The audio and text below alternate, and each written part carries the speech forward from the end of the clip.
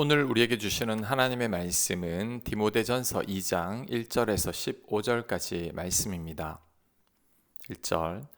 그러므로 내가 첫째로 권하노니 모든 사람을 위하여 간구와 기도와 도고와, 도고는 중보기도를 말합니다, 감사를 하되 임금들과 높은 지위에 있는 모든 사람을 위하여 하라. 이는 우리가 모든 경건과 단정함으로 고요하고 평안한 생활을 하려 함이라. 이것이 우리 구주 하나님 앞에 선하고 받으실 만한 것이니 하나님은 모든 사람이 구원을 받으며 진리를 아는 데 이르기를 원하시느니라. 아멘. 바울은 디모데에게 모든 사람을 위하여 기도하고 중보 기도하라고 말합니다. 더불어 임금들과 높은 지위에 있는 사람들을 위해서도 기도하라고 말합니다. 그런데 우리들은 이렇게 잘 기도하지 않습니다. 기도를 해도 나와 내 가족들과 나와 연관된 사람들을 위해 기도하지 모든 이들을 위해 기도하지 않습니다. 그런데 우리는 기도해야 합니다. 마음에 들지 않고 밉다고 지도자들을 위해 기도하지 않게 되면 더 미운 행동을 하거나 나라를 더 잘못 통치할지도 모릅니다. 그러니 좋은 지도자든 나쁜 지도자든 우리들은 그들을 위해서 기도해야 합니다. 그래야 우리가 고요하고 평안한 생활을 할 수 있습니다. 2절 중반에 보면 이는 우리가 모든 경건과 단정함으로 고요하고 평안한 생활을 하려 함이라 라고 말씀합니다. 지도자를 위해 기도해야 그나마 지도자가 좀 지혜롭게 통치를 합니다. 그래야 그나마 우리가 고요하고 평안하게 살 수 있습니다. 그렇지 않으면 지금보다 더 나빠질 수 있습니다. 그러니 우리는 미워도 지도자들을 위해서 반드시 기도해야 합니다. 그리고 모든 이들을 위해 기도하라고 한 이유도 바울이 디모데에게 편지를 쓸 당시만 하더라도 여전히 구원은 유대인들만을 위한 것이라고 생각하는 그리스도인들이 많았습니다. 이방인들에게 복음을 전하면 안 된다고 고집 피우는 그리스도인들이 많았습니다. 절대 그렇지 않다는 것을 바울은 강조하고 있습니다. 하나님은 모든 인간들이 다 구원받기를 원하시니까 모든 이들을 위해 기도하라고 강조하고 있습니다. 그렇다면 우리들도 모든 이들을 위해 기도해야 합니다. 그들이 구원받는 것이 하나님의 뜻이니 우리가 모든 이들을 위해 기도하게 될 때 우리는 하나님의 사역에 동참하는 자가 되는 겁니다. 분명한 것은 우리의 기도의 지경을 넓힐 때 우리의 삶의 지경도 넓어집니다. 나만을 위해 기도하는 자는 절대 나를 더 이상 벗어날 수가 없습니다. 나의 바운더리는 항상 내 주변일 뿐입니다.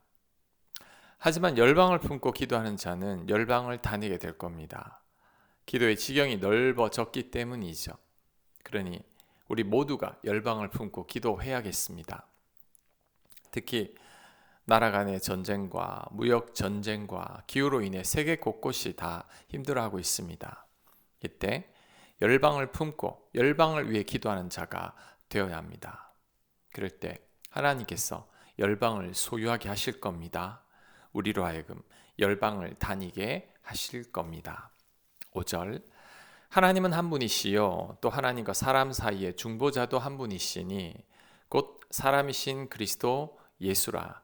그가 모든 사람을 위하여 자기를 대속물로 주셨으니 기약이 이르러 주신 증거니라. 이를 위하여 내가 전파하는 자와 사도로 세움을 입은 것은 참말이요 거짓말이 아니니 믿음과 진리 안에서 내가 이방인의 스승이 되었노라. 아멘. 바울은 예수님이 중보자가 되셨다고 말합니다. 중보자는 둘 사이에서 적절하게 협상이 되도록 중개하고 협상하는 자들이죠. 그런데 예수님이 바로 중보자가 되셨습니다. 의로우신 하나님께 도저히 도달할 수 없는 죄 많은 우리들을 위해 십자가에서 우리 대신 죽는 중보자가 되어서 우리가 하나님과 화합하고 하나님의 자녀가 될 수 있게 했습니다. 그런데 보통 중보자들은 자신을 희생하지는 않습니다. 적절히 타협하고 협상하도록 도울 뿐이죠. 하지만 예수님은 우리를 위해 자신의 목숨을 버리심으로 우리가 하나님의 자녀가 되게 했습니다. 중보자가 우리를 위해 희생한 거죠. 얼마나 놀랍고 감사한 일입니까? 우리가 그 큰 은혜를 입고 있습니다. 우리는 예수님이 아니면 절대 하나님의 자녀가 될 수 없었습니다. 그러니 그 은혜 절대 잊지 않고 늘 감사하는 저와 여러분이 다 되어야 합니다. 8절. 그러므로 각처에서 남자들이 분노와 다툼이 없이 거룩한 손을 들어 기도하기를 원하노라. 아멘.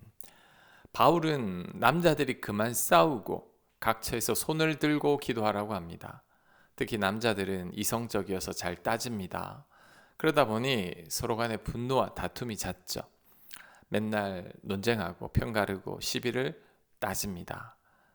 그러지 말고 거룩한 손을 들고 기도하라고 말씀합니다. 그리고 여기서 중요한 것은 거룩한 손입니다. 거룩한 손은 하나님 앞에 거룩하고 구별된 삶입니다. 기도자의 손이 더럽고 죄가 있으면 그 기도에 힘이 없죠. 맨날 다투고 미움이 가득한 자는 기도에 힘이 없습니다. 그러므로 싸우지 말고 사랑하는 마음으로 거룩하게 기도하라는 것입니다. 그리고 각처에서 기도하라고 합니다. 기도하는 장소가 따로 있는 게 아니라는 거죠. 각자가 거하는 집이나 장소에서 기도하면 됩니다. 꼭 교회 가서 기도하고 기도원 가서 기도하는 게 아닙니다. 각처에서 내가 거룩한 자가 되어서 기도하면 됩니다. 그 기도가 힘 있는 거죠. 그런데 대부분의 남자들은 기도를 잘하지 않습니다. 기도하기보다 행동으로 먼저 나서는 게 남자들이죠. 하지만 이제는 그러지 않아야 합니다. 남자들도 자신의 자리에서 거룩한 손을 들고 하나님 앞에 기도해야 합니다. 그럴 때 하나님께서 그 기도에 반드시 응답하실 것입니다. 9절. 또 이와 같이 여자들도 단정하게 옷을 입으며 소박함과 정절로서 자기를 단장하고 땀, 머리와 금이나 진주나 값진 옷으로 하지 말고 오직 선행으로 하기를 원하노라.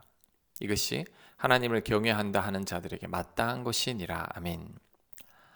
여자들은 외모에 너무 집중하지 말고 선행으로 단장을 하라고 말합니다. 이것이 하나님을 경외하는 여자에게 어울리는 행동이라고 말씀합니다. 여성이라면 외모에 신경을 쓰게 되어 있습니다. 모든 여성들이 피부와 몸매와 다이어트에 마음을 얼마나 많이 빼앗기고 있는지 모릅니다. 내 외모를 위해서는 하루에 몇 시간을 투자하지만 하나님과 교제하는 데에는 10분도 투자하지 않는 분들이 많습니다. 그러다 보면 내 몸이 우상이 되고 맙니다. 내 몸도 중요하지만 지나치면 좋지 않습니다. 우리는 하나님께 관심을 더 가져야 합니다. 하나님 나라 위에서도 관심을 가져야 합니다. 내 주변에 도움이 필요한 사람들에게도 관심을 가져야 합니다. 바울은 이런 삶이 바로 하나님을 경외하는 자의 삶이라고 말씀합니다. 여성들은 내 몸이 우상이 되지 않게 합니다. 죽으면 한 줌 흙으로 돌아갈 몸이죠. 사라질 몸에 투자하기보다 영원한 하나님 나라와 하나님을 위해 투자하는 여성들이 되어야 할 것입니다. 그것이 하나님을 경외하는 것입니다. 11절. 여자는 일체 순종함으로 조용히 배우라. 여자가 가르치는 것과 남자를 주관하는 것을 허락하지 아니하노니 오직 조용할지니라. 이는 아담이 먼저 지음을 받고 하와가 그 후에 아담이 속은 것이 아니고 여자가 속아 죄에 빠졌습니다. 그러나 여자들이 만일 정숙함으로써 믿음과 사랑과 거룩함에 거하면 그의 해산함으로 구원을 얻으리라. 아멘. 바울은 여성분들은 일체 순종하라고 합니다. 말도 많이 하지 말고 조용하라고 말합니다. 아담이 먼저 지음을 받았고 하와로 인해 죄에 빠졌으니 여성분들이 더 조심하고 정숙하라고 말합니다. 이 구절만 보면 여성분들이 화가 날 수 있습니다. 요즘 시대에 도무지 안 맞는 말씀이죠. 바울이 여성 차별주의자 같습니다. 그런데 이 구절은 당시 사회나 문화 속에서 디모데에게 기록한 편지라는 것을 생각해야 합니다. 디모데에게 바울이 편지를 쓸 당시에는 남성 우월적인 사회였습니다. 여성들이 절대 나서서는 안 되는 사회였죠. 게다가 디모데가 목회하고 있는 교회 내에서 여성분들 간의 갈등이 있었습니다. 그로 인해 교회가 큰 어려움을 겪고 있었습니다. 그래서 바울은 특별히 디모데에게 여성분들이 교회에서 소란스럽게 하지 못하게 막은 거죠.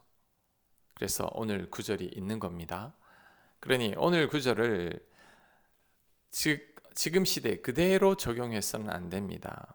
그러면 여성 차별주의자가 될 뿐이죠. 오늘 말씀은 모든 이들에게 적용해야 할 겁니다. 특별히 방금 읽은 11절에서 15절까지는 조용이라는 말이 3번이나 반복해서 나옵니다. 조용히 배우라, 조용할지니라, 정숙하라.